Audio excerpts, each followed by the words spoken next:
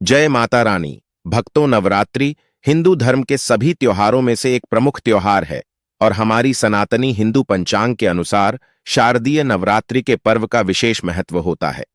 भक्तों, इसके बाद की 9 रातों में माता रानी के 9 स्वरूप शैलपुत्री ब्रह्मचारिणी, चंद्रघंटा मां, कुष्मांडा स्कंदमाता, कात्यायनी कालरात्रि महागौरी और सिद्धिदात्री की विशेष पूजा श्रद्धा और उमंग के साथ की जाती है। भक्तों, हमारे हिंदू पंचांग में माना गया है कि इन 9 दिनों में मां दुर्गा से जुड़ी सभी शक्तियां जागृत हो जाती हैं। इसलिए इन दिनों में मां दुर्गा की संपूर्ण विधि विधान से पूजा करने से आपकी सभी मनोकामनाएं पूर्ण होती हैं।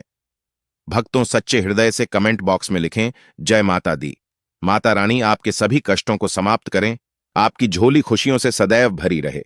भक्तों, नवरात्रि का महापर्व 9 देवी अर्थात 9 कन्याओं को समर्पित है। कन्या पूजन करने से हमारी समस्त पीड़ा दूर होती है, दुख दर्द दूर होते हैं, हर कष्ट दूर होते हैं, गृह क्लेश हमारे जीवन से हमेशा के लिए दूर हो जाते हैं।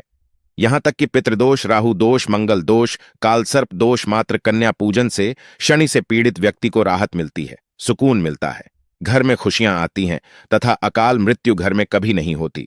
दोस्तों, आपको बता दें, इस बार माता रानी हाथी की सवारी पर पृथ्वी लोक पर आ चुकी है और भक्तों के कष्टों को दूर करेंगे। जब जब माता रानी हाथी पर सवार होकर आती है, तब तब धरती पर फूल खिलते हैं और वर्षा होती है तथा हरियाली की उत्पत्ति होती है और जीवन सुगम हो जाता है। किसान के घर में साक्षात मां जगदम्बा जगत मां का आगमन होता है। भक्तों, इस बार के नवरात्रि बहुत ही शुभ और मंगलकारी माना जा रहा है। इस बार शारदीय नवरात्रि 11 सितंबर सोमवार को शुरू होकर और इसका समापन 1 अक्टूबर को होगा। वैदिक पंचांग के अनुसार शारदीय नवरात्र की अष्टमी तिथि की शुरुआत 29 सितंबर को दोपहर 4:31 से हो रही है। वहीं इस तिथि का समापन 30 सितंबर को शाम 6:06 पर हो रहा है। ऐसे में महाअष्टमी मंगलवार 30 सितंबर को मनाई जाएगी। ऐसे में आप अष्टमी और नवमी को इन दोनों तिथियां में कन्या पूजन अवश्य ही करें। कन्याओं को भोजन अवश्य खिलाएं। शास्त्रों में 9 दिनों के नवरात्रि को बहुत ही शुभ और मंगलकारी माना जाता है और वही 8 दिनों के नवरात्रि को अच्छा नहीं माना जाता है। ऐसे में 10 दिनों के नवरात्रि बहुत ही शुभ मानी गई हैं। भक्तों, शास्त्रों के अनुसार नवरात्रि के दिनों में माता रानी का पूजन करने से, कन्या पूजन करने से मां अभय वरदान प्रदान करती है। कुंडली में जो कष्ट होते हैं उन्हें ठीक कर देती है। श्रीधर की तरह ही सच्चे हृदय वाले व्यक्ति के सभी कष्टों का निवारण मां शीघ्र ही करती है। मां की उपासना से विनम्रता का विकास होता है। सभी कष्ट, दरिद्रता, दुख, कष्ट नष्ट हो जाते हैं। नवरात्रि में माता रानी का व्रत और पूजन किया जाता है, लेकिन नवरात्रि के दौरान सबसे ज्यादा महत्व होता है कन्या पूजन का। दोस्तों, कन्या रानी जो होती है फूल की पंखुड़ियों की तरह नाजुक होती है। कन्या पूजन सर्वोपरि है, श्रेष्ठ है। कन्या के रूप में स्वयं जगदम्बा देवी माता वैष्णो 9 देवियां अर्थात समस्त ब्रह्मांड इनके शरीर के कण कण में वास करते हैं। बहुत कम लोग जानते हैं 33 कोटि देवी देवताओं का वास होता है। कन्याओं के मस्तक पर कन्या चाहे छोटी हो चाहे बड़ी हो, वह सदैव पूजनीय है, मां के समान मानी जाती है। भक्तों, माना जाता है व्रत और उपासना से माता रानी इतना प्रसन्न नहीं होती है जितना कि कन्या पूजन से होती है। नवरात्रि में छोटी छोटी कन्याओं को माता रानी का स्वरूप माना जाता है। कन्याओं को भोग लगाया जाता है, उन्हें प्रसन्न किया जाता है और बदले में आशीर्वाद मांगा जाता है। कन्याओं को खुश करने के लिए गिफ्ट आदि उपहार वगैरह दिए जाते हैं। माना जाता है अगर कन्याओं को कोई भेंट दी जाए और वह उसे खुशी खुशी स्वीकार कर ले, तो इसका मतलब है माता रानी अर्थात माता वैष्णो ने वह भेंट स्वीकार कर ली। जिन पर कन्याएं प्रसन्न होती हैं तो समझो उन्हें माता रानी का आशीर्वाद मिल गया और माता रानी की कृपा से उन्हें मुंह मांगा वरदान प्राप्त होता है। कन्या पूजन कोई मामूली पूजन नहीं होता। समस्त ब्रह्मांड में जो पूजा होती है उनसे बढ़कर कन्या पूजन को माना जाता है। 10 बार गंगा स्नान करने से और 100 बार यज्ञ करने से तथा 1000 बार यात्रा करने से जो पुण्य मिलता है, वह मात्र 1 बार कन्या पूजन करने से करोड़ों गुना भक्त को मिल जाता है, प्राप्त हो जाता है। दोस्तों, इसीलिए कहा जाता है कि कन्याओं को सताना नहीं चाहिए, इससे समस्त ब्रह्मांड हिल जाता है। कन्याओं की जितनी सेवा की जाए कम ही होती है। कन्याएं कोई मामूली नहीं होती। कन्या के रूप में स्वयं उनके मस्तक पर विराजमान होकर स्वयं देवी चलकर आपके घर तक आती है। नवरात्रि में 2 साल से लेकर 10 साल तक की कन्या का पूजन होना चाहिए। अष्टमी अथवा नवमी को कन्याओं के पैर धोकर भोजन कराना, उपहार आदि देना श्रेष्ठ माना जाता है, दुर्लभ माना जाता है। ऐसा मौका कभी हाथों से नहीं जाने देना चाहिए। इस दिन जितना ज्यादा हो सके कन्याओं को हाथ पकड़कर पैर पकड़कर अपने घर तक लेकर आए। भक्तों, वीडियो में आगे बढ़ने से पहले आप अपनी राशि भी कमेंट बॉक्स में जरूर डाल दीजिएगा। यदि हमारे पास कोई उपाय होगा तो वह हम आपके कमेंट का रिप्लाई में बता देंगे। कोई भी राशि के अनुसार अगर उपाय करता है तो माता वैष्णो बड़ी प्रसन्न होती है और ऐश्वर्य धन प्रदान करती है, माला माल बना देती है। इसीलिए राशि कमेंट में जरूर छोड़ें। और हां, माता को एक लायक जरूर करें, लायक करने में कंजूसी न करें। दोस्तों, कैसे करें कन्याओं का स्वागत? कन्या जब आपके घर आए तब सभी के पैरों को दूध और पानी से उनके पैरों को धुलाना चाहिए। खासकर मर्दों को कन्याओं के पर आवश्यक धोने चाहिए। इससे मैया वैष्णो प्रसन्न होती है। दोस्तों, फिर उसके बाद कन्याओं को किसी साफ जगह पर जमीन पर कपड़ा बिछाकर बैठाना चाहिए। उनके माथे पर अक्षत, फूल और कुमकुम लगाना चाहिए। फिर उसके बाद भोजन ग्रहण करवाना चाहिए। लेकिन हमेशा याद रहे, कन्याओं को थाली में 3 पूरियां कभी ना रखें। इसे शुभ नहीं माना जाता है, अशुभ माना जाता है। 3 पूरियां तथा 3 रोटियां मरने वाले व्यक्ति के लिए निकाली जाती हैं और जेल में कैदियों के लिए दी जाती है। ऐसे में कन्याओं को उनकी थाली में 3 पूरी कभी ना दें। 1-2 करके पूरियां दे सकते हैं। इससे 3 संख्या बढ़ जाती है और दोष भी नहीं लगता। दोस्तों, कन्याओं को खाना खिलाने के बाद अंतिम में कन्याओं के सर पर लाल चुनरी उड़ाना चाहिए और भोजन में आपको खीर, पूड़ी, हलवा, चना तथा आलू की सब्जी, छोले वगैरह की सब्जी खिलानी चाहिए। पनीर आदि भी खिलाया जा सकता है। वैसे माता रानी का प्रिय भोजन खीर, हलवा, पूड़ी और छोले आदि ही है। लेकिन भूल से भी लहसुन और प्याज का इस्तेमाल कभी ना करें, अन्यथा अनर्थ हो जाएगा। अक्सर कई लोग कन्याओं को कुरकुरे का पैकेट, चिप्स वगैरह का पैकेट खिलाते हैं, जो कि घोर अनर्थ माना जाता है, क्योंकि इसमें लहसुन प्याज का इस्तेमाल होता है, जिसके कारण आपका व्रत खंडन हो सकता है। मां दुर्गा क्रोधित हो सकती है। जहां आपने 9 दिनों तक लहसुन प्याज का परहेज किया, लेकिन आपकी एक गलती पूरे व्रत को खंडित कर सकती है। इतना भी नादान नहीं बनना चाहिए कि माता रानी रुष्ट हो जाए और कन्याओं को भी अशुद्ध होना पड़े। कन्याओं को डब्बा बंद कोई भी ऐसी चीज न खिलाएं जिसमें लहसुन प्याज होता है। कई चीजें ऐसी होती हैं मार्केट में जिसके अंदर लहसुन प्याज का इस्तेमाल होता है। ऐसा आप कभी मत करना। दोस्तों, कई लोग कन्या पूजन में खाना घर पर नहीं बनाते और मार्केट से रेडीमेड लाकर ही खिलाते हैं तथा दही जलेबी खिलाते हैं, जो कि शुभ नहीं माना जाता है। दोस्तों, ऐसा खाना खिलाते हैं जिनके घर में मान लीजिए कोई दुर्घटना आदि हो गई है, या घर में कोई बीमार है, या कोई मुसीबत है, तब वह ऐसा करते हैं।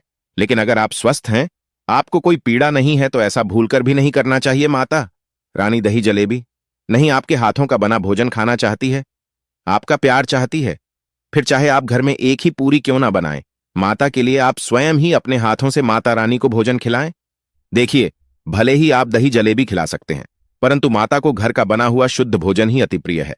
खासकर शारदीय नवरात्रों के दौरान घर में पक्का खाना अवश्य बनाना चाहिए। माता रानी बहुत प्रसन्न होती है। घर का बना पक्का खाना ही कन्याओं को खिलाना चाहिए। हमेशा याद रखें, कन्याओं को प्लास्टिक के बने दोने में खाना नहीं खिलाना चाहिए। ऐसे बर्तन पूजा पाठ के लिए शुभ नहीं अशुभ होते हैं, क्योंकि प्लास्टिक के ज्यादातर बर्तन जो होते हैं जानवरों की हड्डियों द्वारा बनाए जाते हैं। इसीलिए ऐसा पाप मत करना। कन्याओं को हमेशा स्टील के बर्तन या पत्तों से बने बर्तनों में ही भोजन कराना चाहिए। बहुत ही शुभ माना गया है। अगर पेड़ के पत्ते में भोजन कराते हैं तो माता अभय वरदान प्रदान करती है। दोस्तों, एक और बात हम आपको बताने वाले हैं कि यदि नवरात्रों के समाप्त होने के बाद यदि बीच में कन्या पूजन में शुक्रवार का दिन पर किया जाए तो कन्याओं को कोई भी खट्टी चीज नहीं खिलाना चाहिए, क्योंकि शुक्रवार का दिन माता संतोषी को समर्पित होता है और माता संतोषी नवरात्रों के दिनों में सक्रिय अवस्था में होती है, यानी वह भी 9 देवियों के साथ में आपके घर में आती है। इसीलिए कन्याओं को भूलकर भी शुक्रवार का दिन खट्टी चीज घर में नहीं बनाना चाहिए और कन्याओं को भी खट्टी चीज नहीं खिलाना चाहिए। घोर पाप लगेगा, आपका किया कराया सब बर्बाद हो सकता है। खट्टी चीजों से माता संतोषी रुष्ट हो सकती है, चिढ़ सकती है, आपको श्राप दे सकती है। इसीलिए नादान न बने। दोस्तों, भोजन कराने के बाद कन्याओं की थाली में एक लौंग जरूर रखना चाहिए, क्योंकि लौंग देवी शक्ति तथा दुर्गा मां को बहुत प्रिय है। लौंग माता शक्ति का प्रतीक होती है। लौंग में नव दुर्गा का वास होता है। इन 9 दिनों में माता रानी को लौंग का भोग लगाया जाता है, तो खाना खाने के बाद कन्याओं को लौंग अवश्य अर्पित करें। माता रानी को अमृत से बढ़कर लौंग प्रिय है, इसीलिए कन्याओं को थाली में चुपचाप एक लौंग जरूर रख दें। आपका भाग्य चमक जाएगा। माता लक्ष्मी आपके जीवन में धन की कोई भी कमी नहीं होने देंगे। भक्तों, आपको बता दें, कन्याओं को उपहार में क्या दें? कन्याओं को खुश करने के लिए उनकी थाली में दक्षिणा डालें, ताकि आपके घर में संपन्नता बनी रहे तथा धन की कोई भी कमी ना हो। कन्या जब आपके घर से खुशी खुशी धन लेकर जाती है, तो वह भी आपको खुशी खुशी कई गुना आपको धन प्रदान करती है। इस समय कंजूसी मत करना। खुशी खुशी कन्याओं को धन अवश्य देना। कन्याओं को कोई सुंदर गिफ्ट दे सकते हैं। शास्त्रों में बताया जाता है कि कन्या जितना खुश होती है, माता रानी उतना ही जल्द फल की प्राप्ति प्रदान करती है। ऐसे में आप कन्याओं को चॉकलेट बॉक्स दे सकते हैं तथा खूबसूरत कपड़े दे सकते हैं। याद रहे, काले कपड़े ना दें और स्टील के बर्तन भी गिफ्ट के तौर पर दे सकते हैं। याद रहे कि कन्याओं को लोहे का कोई भी सामान नहीं देना, नहीं तो राहु केतु का प्रभाव आपके जीवन में प्रवेश कर जाएगा। राहु काल तथा राहु दोष आपको लग जाएगा, आप बर्बाद भी हो सकते हैं। दोस्तों, जब कन्या अपने घर के लिए प्रस्थान करें तो उनके चरण जरूर छू लें और अपने मन में अपनी प्रार्थना को पूरा करें। सच्चे दिल से मांगी मुराद माता रानी अवश्य ही पूरी करती है। सच्चे दिल का मतलब होता है मन में कोई भी लालच न हो, और अगर वह लालच माता को पाने के लिए बन जाए तो उसे बोलते हैं सच्ची श्रद्धा और सच्ची भक्ति। ऐसी भक्ति के आगे स्वयं 33 कोटि देवी देवता आपको नमस्कार करते हैं। नवरात्रि में अगरबत्ती आप जलाते हैं, या फिर आप गोबर के कंडे जलाते हैं, या फिर आप माता रानी के लिए जो भी चीजों को जलाते हैं, तो भक्तों, भस्म का क्या करना चाहिए? जलाने के बाद जो अंतिम चीज होती है वहां चीज भस्म होती है। भस्म का क्या करना चाहिए? तो भक्तों, हम आपको बता देते हैं कि इस भस्म को पूरे साल के लिए, 1 साल के लिए इस प्रकार की भस्म को बटोर करके रखना चाहिए। जो अगरबत्ती की भस्म है, या फिर कहा जाए गोबर के कंडे की भस्म रखी है, क्योंकि माता रानी को हम जो कच्ची धूप जलाते हैं उसकी भस्म भी काफी सारी हो जाती है। क्या इसे में नदी में बहा देना चाहिए? अगर ज्यादा है तो नदी में बहा दीजिए। बाकी कम से कम आपको 1 साल के लिए आपको यह भस्म अपने पास में जरूर रखनी चाहिए। भक्तों, हम भस्म के बेनिफिट बता रहा हूं और इसके फायदे बता रहा हूं। इससे पहले अभी तक जय माता दी नहीं लिखा है तो जय माता दी लिख दीजिए। इससे हमें वीडियो बनाने का मोटिवेशन मिलता रहता है और माता रानी की कृपा आपके ऊपर और हमारे ऊपर सदा बनी रहती है, उसमें हमें आनंद मिलता है। तो भक्तों, जो भस्म होती है इसका क्या करना चाहिए? अगरबत्ती की जो भस्म होती है इसे पूरे 1 साल के लिए आपको बचाकर रखना होता है और इसे थोड़ी थोड़ी आपको खानी होती है। अगर आप चाहते हैं कि आपकी अध्यात्म उन्नति हो, आपकी प्रगति हो, तो ये थोड़ी थोड़ी मात्रा में खाना शुरू कर दीजिए। आपके जो सोचने समझने की क्षमता है इतना ज्यादा पावरफुल हो जाएगी कि आपके आसपास में रहने वाले लोग जितना सोचते हैं उसे 1000 गुना ज्यादा आपकी सोच बढ़ जाएगी। भक्तों, जिस भी कार्य को करने के लिए जाएंगे उस कार्य में आपको तरक्की मिलना शुरू हो जाएगी। और भक्तों, एक खास बात, छोटे बच्चों को नजर तो बहुत ही जल्दी लग जाती है। तो जो अगरबत्ती की भस्म होती है माता रानी के लिए 9 दिनों तक आपने भस्म जलाकर के रखी है, उस भस्म का थोड़ा सा तिलक आप जो हैं उनके मस्तक पर लगाइए। या फिर चाहते हैं तो जिस हिस्से में दर्द हो रहा है, जैसे कि पेट में अचानक से दर्द हो रहा है, उस हिस्से पर आप जो है इस भस्म को रगड़ दीजिए, अच्छी तरीके से भस्म लगा दीजिए। तो पेट में अगर प्रेत लगा हो, प्रेत भस्म हो जाएगा, बाहर निकल जाएगा। सिर दर्द हो रहा है, सिर में लगा दीजिए। यानी कहने का मतलब है कि यह आपके हर प्रकार के दुख, तकलीफ, बाधाओं को दूर करने का काम करता है। नित्य खाएंगे। अपने छोटे बच्चे को खिलाना शुरू कर दीजिए। पढ़ने लिखने में कमजोर है, ऐसे में जो बुद्धि स्थिर हो जाएगी, कई लोग पढ़ने लिखने को बांध देते हैं, कई लोग किसी की किस्मत को बांध देते हैं। तो भक्तों, इन सारी समस्याओं से छुटकारा पाना चाहते हैं तो इस भस्म का तिलक प्रतिदिन जरूर लगाइए। अगर दोस्तों आप इनका तिलक लगाते हैं तो फिर यह अति उत्तम है। सोने पर सुहागा होगा आपके लिए, और आपके बच्चे की जो पढ़ने लिखने की जो क्षमता है काफी बढ़ जाएगी। आप जहां भी जाएं आपको भी अध्यात्म उन्नति मिलेगी। इस भस्म का जब तक तिलक आपके सिर पर लगा रहेगा, कोई भी आपका बाल बांका नहीं कर पाएगा। और भक्तों, यदि आपके ऊपर कोई व्यक्ति तंत्र विकार करता है या करने का प्रयास भी करेगा, तब भी नहीं लगता है। हमारे चैनल प्राचीन ज्ञान का मकसद है जनहित एवं जन कल्याण करना। आइए जानते हैं कि जोत की बात का क्या करना चाहिए।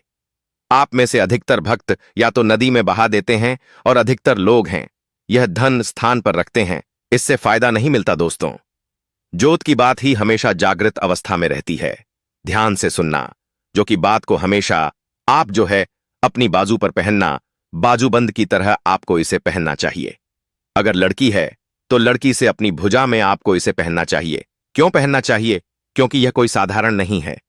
यह साक्षात मां दुर्गा का आशीर्वाद होता है। यह साक्षात मां दुर्गा की कृपा होती है। प्रसाद होता है। 9 दिन तक अखंड जलने के कारण यह चैतन्य हो जाता है।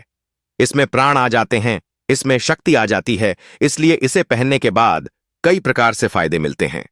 अगर आप इस प्रकार के फायदे लेना चाहते हैं तो यह जोत की बात अवश्य धारण करें।